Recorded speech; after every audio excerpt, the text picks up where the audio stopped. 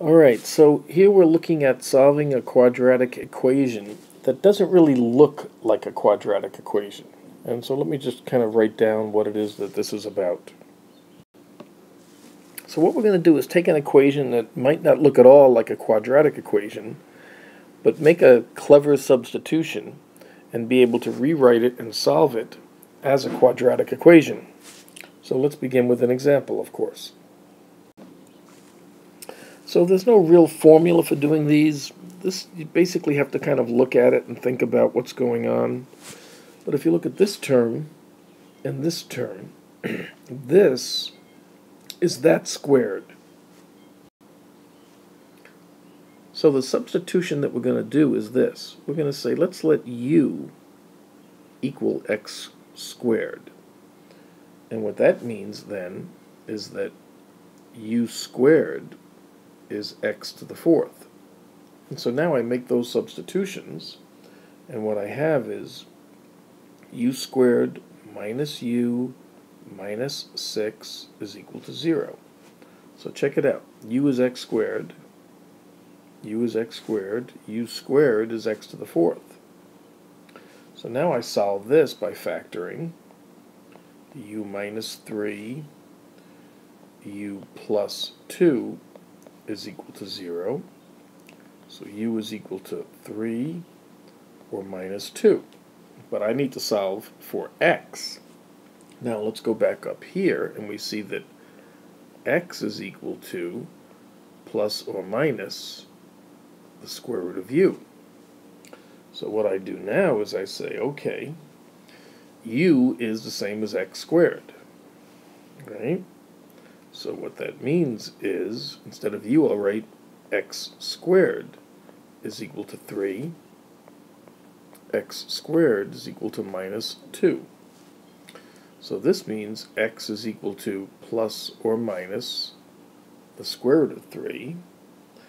And here we get imaginary solutions. The square root of minus 2 is plus or minus I times the square root of 2.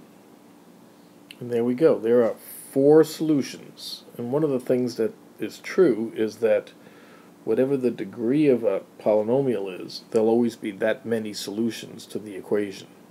So here are our 4 solutions. 1, 2, 3, 4. Okay, let's keep practicing. Wow, negative exponents. But again, the thing to notice is that if this is like my x term, then this is what I get when I square that. This is like my something squared, and this is like my regular something. And so maybe you can guess that the substitution here is to let u equal x to the minus 1. And that means that u squared is x to the minus 2.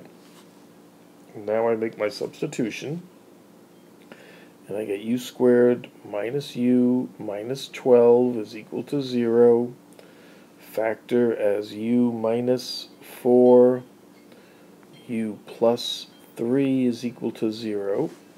So my solutions are u is equal to 4 and u is equal to minus 3. But again, I'm solving for x, not u. And if you look at the let's do it like this. If you look at my original substitution, u is equal to x to the minus 1. That means 1 over x, that's x to the minus 1, is u.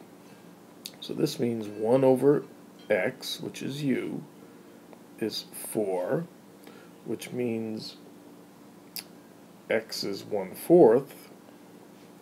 This means 1 over x is equal to minus 3, and that means x is minus 1/3. And so here are my 2 solutions to this equation. Alright, so it takes a little practice to get the hang of that. We'll do one more. So these are a little bit like puzzles, and puzzles are kind of fun to try to see what the solution is like. So in this case, maybe you can see this a little bit quicker than the others. our substitution is to let, let's say, t equal m minus 1. We also want to get 0 on one side. So when we do that, we get t squared minus 5t minus 14 is equal to 0. Factor. Solve. Okay, and we're solving for m. So if we look back up here, if t is equal to m minus 1, that also means m is equal to t plus 1. So I'm solving for m. So m is equal to t plus 1. M is equal to t plus 1. And those are my solutions to that. Alright, so not a big deal, these types of equations, but they do pop up, and it's nice to see how sometimes you can take them and rewrite them in the quadratic form. Okay, that's it for now. Go off and have some fun, but don't forget your homework. Bye-bye.